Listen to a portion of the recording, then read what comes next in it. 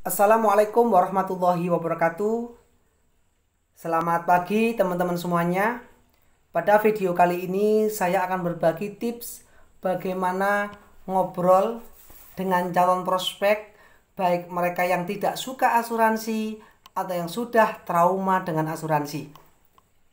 Dan video ini akan saya bagi pengalaman ketika saya dulu sedang menuju progres menjadi BP, di mana waktunya tinggal sedikit, tinggal 22 hari.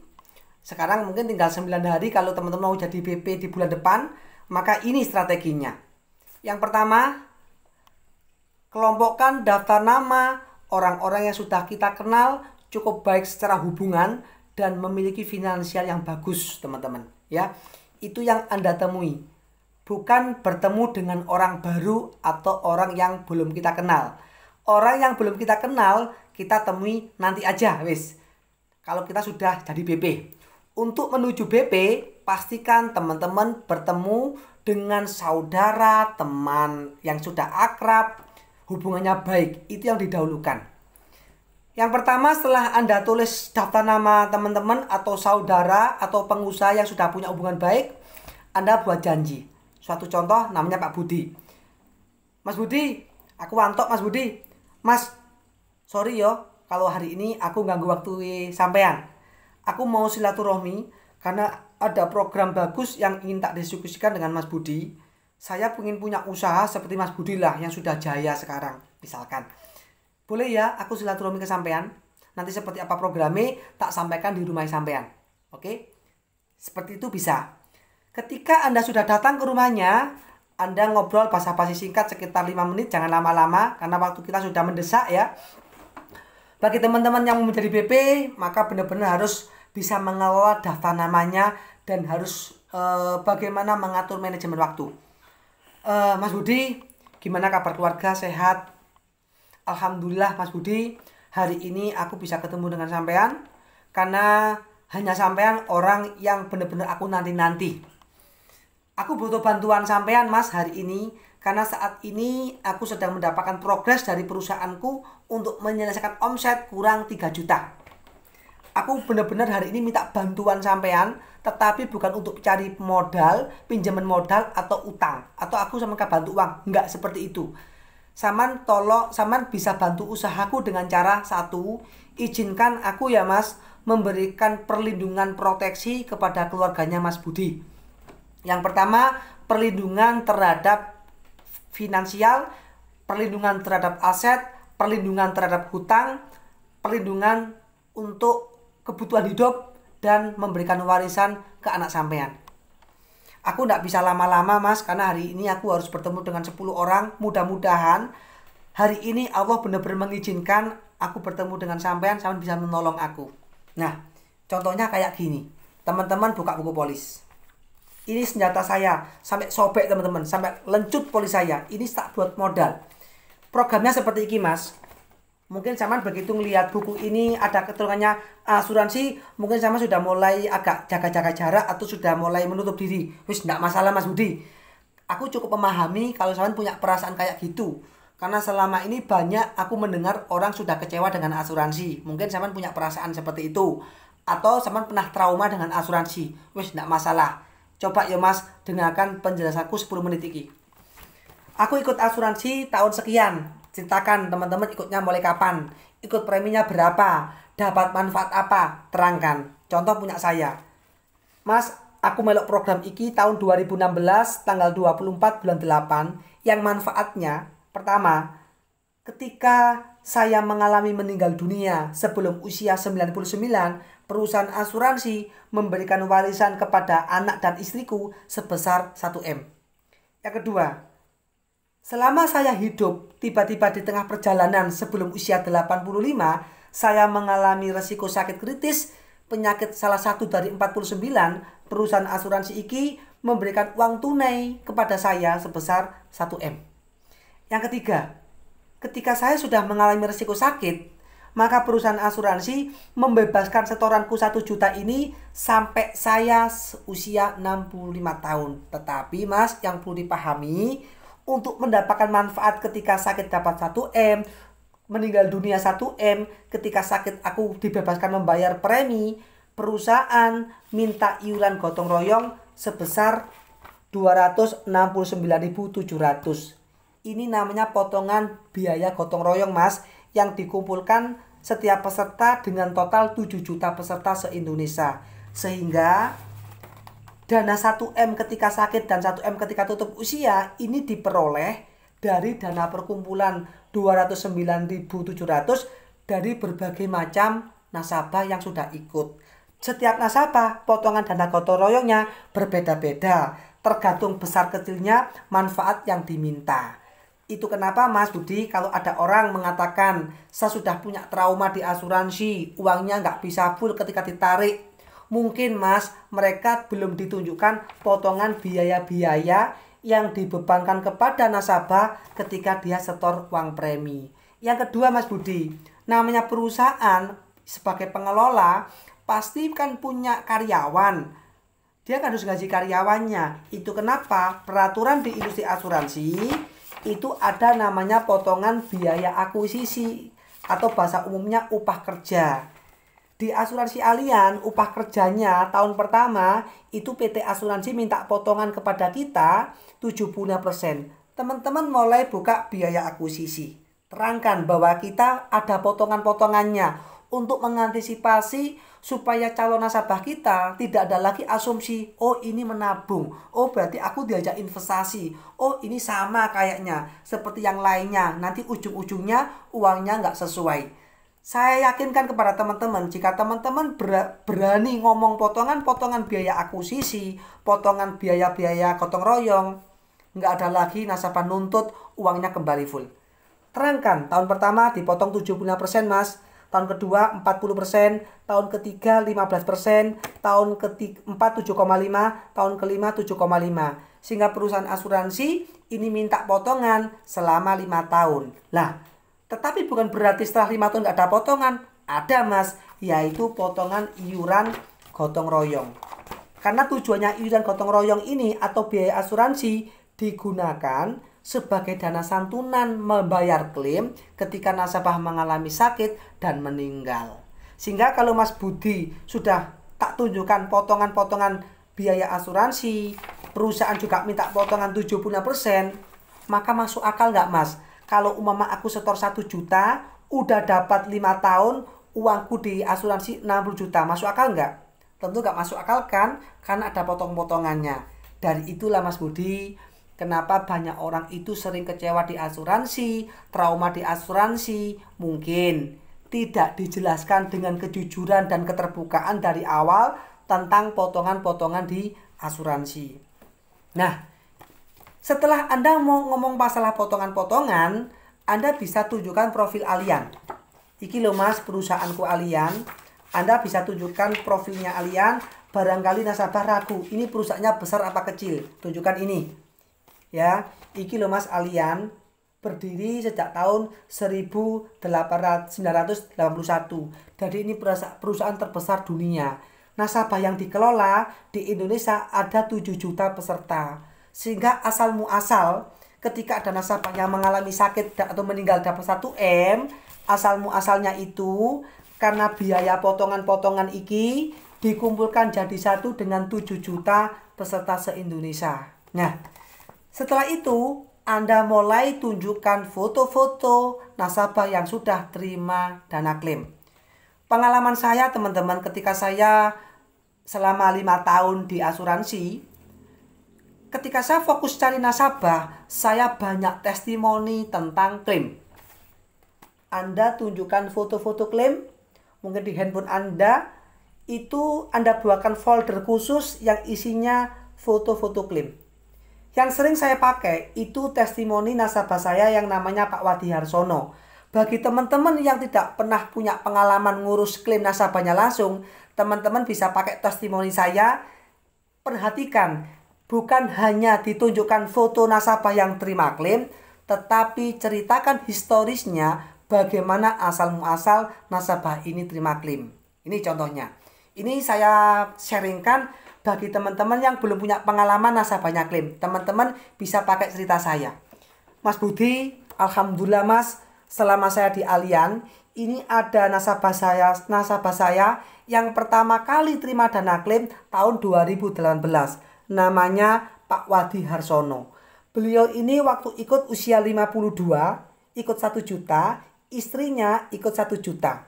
Baru bayar 11 kali mas, beliau mengalami sakit stroke. Opname di rumah sakit Wilujeng di daerah Ngoro selama 4 hari, tetapi biayanya gratis gak membayar karena pakai BPJS.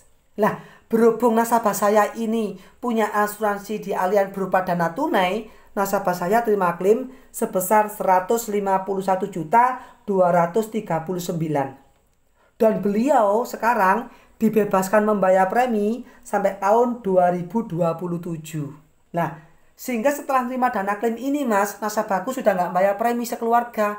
Istrinya juga nggak bayar premi 1 juta. Pak Wadi juga tidak membayar premi 1 juta. Bahkan setiap bulan premi 1 juta untuk dirinya dan 1 juta untuk istrinya yang nerusin perusahaan mas sampai usia 65 tahun. Nah, dari mana asal muasal Pak Wadi baru bayar 11 bulan kok dapat 151? Kalau kita mikirnya nabung kan nggak masuk akal mas. Kalau mikir nabung 1 juta dikalikan 11 bulan kan 11 juta.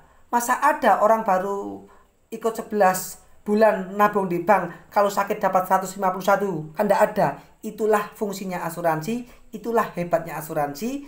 Karena setiap peserta yang ikut ada dana gotong royong yang dipotong sebagai dana santunan gotong royong. Jadi kalau Mas Budi ikut tiba-tiba nggak pernah sakit, alhamdulillah sama sudah menyantuni orang-orang yang kena musibah. Bukankah ini konsep keberkahan mas? Teman-teman bisa sharing seperti itu ya. Kemudian teman-teman juga bisa menunjukkan foto-foto klaim yang lainnya. Kalau tahu ceritanya, ceritakan. Jangan cukup 1 klaim. Saya setiap ketemu nasabah itu bisa cerita testimoni, bisa 5, bisa 6. Kemudian saya cerita nasabah saya namanya Pak Murtiono. Saya punya nasabah tahun 2018, premi 1 juta, istrinya 500, anaknya 500 Pak. Nah, saya cerita kepada Pak Budi. Mas Budi, ini nasabah saya, Pak Murtiono. Ini usia masuk waktu itu usia 54, ikut premi 1 juta. Dapat manfaat ketika sakit jantung 83 juta. Padahal beliau baru bayar 8 kali Pak. Ini bukan uang haram karena ada konsep keberkahan, konsep gotong royongnya. Nah, rawat inapnya gratis gak bayar karena dia pakai BPJS mas. Itulah bedanya program asuransi Allianz dengan program dana BPJS. Jadi gak bisa dibandingkan, tetapi saling melengkapi. Sakitnya gak bayar, ketika sakitnya masuk kategori 49 penyakit yang ada di dalam polis, klaimnya cair. Dan kemarin tahun 2021 beliau meninggal mas. Beliau meninggal. Dapat uang santunan kemarin itu 137.549. Dan dana ini ketika diterima oleh ahli warisnya, ternyata nasabah saya sudah punya wasiat. Suatu saat saya tutup usia, dek, tolong uang asuransiku iki wakafkan ke masjid. Tuh, luar biasa teman-teman. Ketika kita ketemu orang yang suka sedekah, derma sosial, mungkin dia nggak butuh untuk arisan anaknya, tetapi dia suka wakaf. Cocok teman-teman ya. Ceritakan. Sekali lagi kalau teman-teman belum punya nasabah secara langsung yang sudah klaim, teman-teman bisa gunakan testimoni saya. Nanti kalau belum punya foto-foto klaim, silakan teman-teman japri saya kirimi foto-foto nasabah saya yang sudah pernah klaim, baik yang pernah sakit atau yang sudah meninggal dunia ya. Dan menariknya Mas Budi, sekarang anak dan istrinya sudah nggak bayar premi, 500 ibunya, 500 anaknya sampai tahun 2028. Nah, kemudian ini juga ada nasabah lagi, ini TNI ikut premi 500, baru bayar 11 bulan, mengalami sakit darah tinggi, kemudian setelah operasi meninggal, klaimnya cair double. Nah, jadi kalau ada orang mengatakan klaimnya nggak dibayar, mungkin dia belum pernah mengalami mas. Inilah bedanya antara klaim dengan withdrawal. Kalau klaim itu terjadi resiko, tetapi kalau mengambil uang saldo, itu namanya withdrawal mas. Nah, sehingga iki tujuanku aku kesini, aku minta tolong bantuan Mas Budi, supaya ikut dadi nasabahku. Mas Budi, dari ceritaku iki, apakah sampean keberatan kalau saya minta sampean supaya bisa ninggali warisan ke putra putri Mas Budi suatu saat kita pergi jauh gak pulang-pulang atau kita tutup usia? Yang kedua, apakah Mas Budi bersedia memberikan dana cadangan, dana backupan kalau Mas Budi tiba-tiba dalam bekerja, dalam usaha mengalami stop income? Izinkan perusahaanku ngasih uang sebesar 1M seperti yang aku miliki Mas Budi. Tetapi sekali lagi ya Mas, aku tidak pernah menjanjikan uang tabungan ataupun investasi.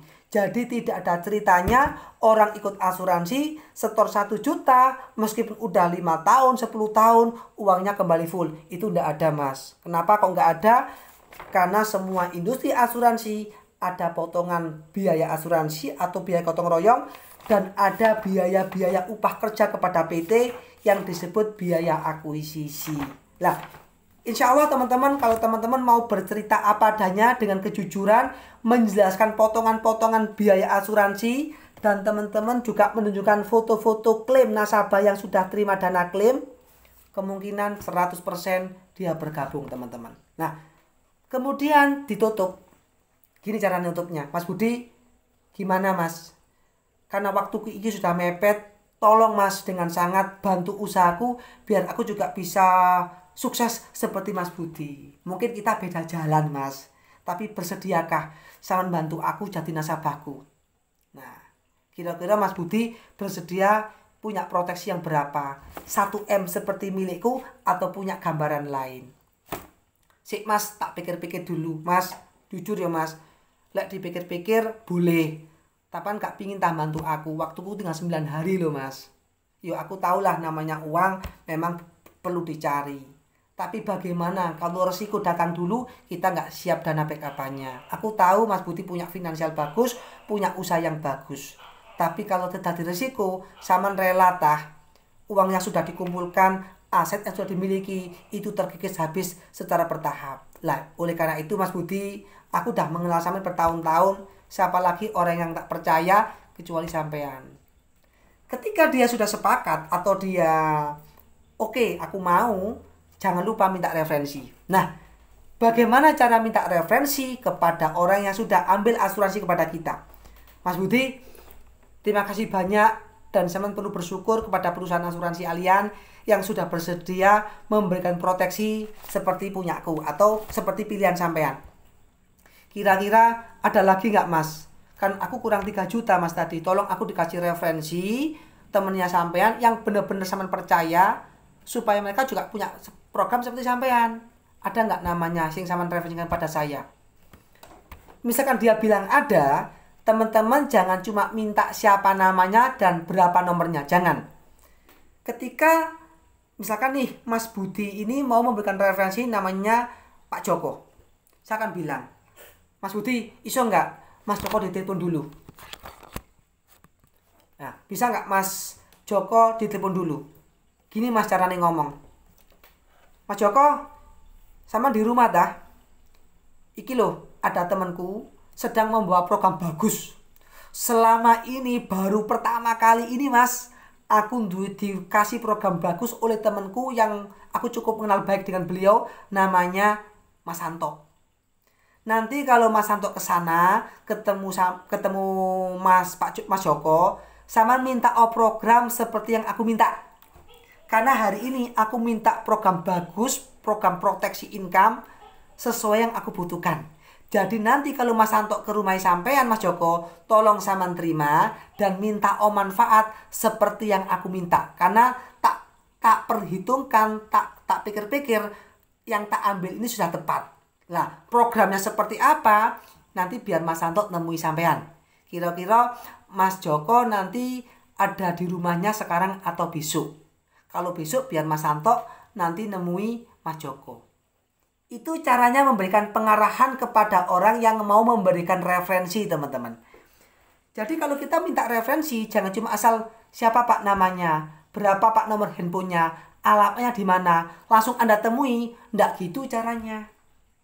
Anda memberikan prolog percakapan bagaimana saat teman Anda mau memberikan referensi.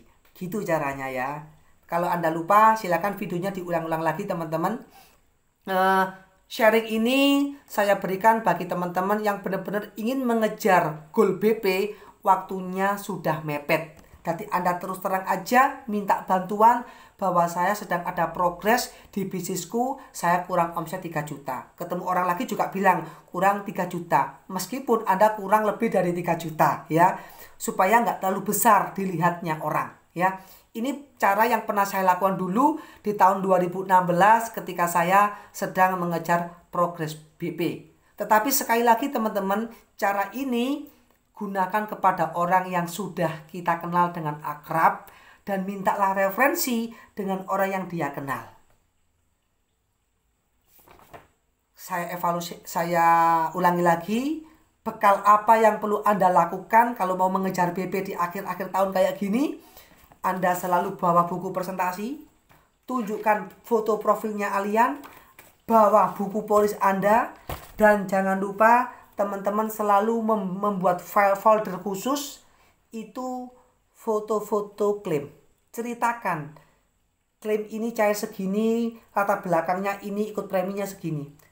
Nanti teman-teman bisa tanya kepada upline atau leadernya yang sudah punya pengalaman testimoni klaim, silakan Anda minta. Itu bekal untuk bercerita kepada calon nasabah teman-teman. Jadi kalau teman-teman fokus ingin cari nasabah, pesan saya, perbanyaklah cerita tentang testimoni nasabah. Dan jangan lupa dari awal ceritakan potongan-potongan di asuransi supaya nasabah tidak mengasumsikan bahwa ini program menabung atau ini investasi. Sekian, terima kasih teman-teman, mudah-mudahan bermanfaat buat kawan-kawan semua yang sedang menuju MOC atau sedang menuju progres BP. Terima kasih, saya Anto Tiartono. Assalamualaikum warahmatullahi wabarakatuh.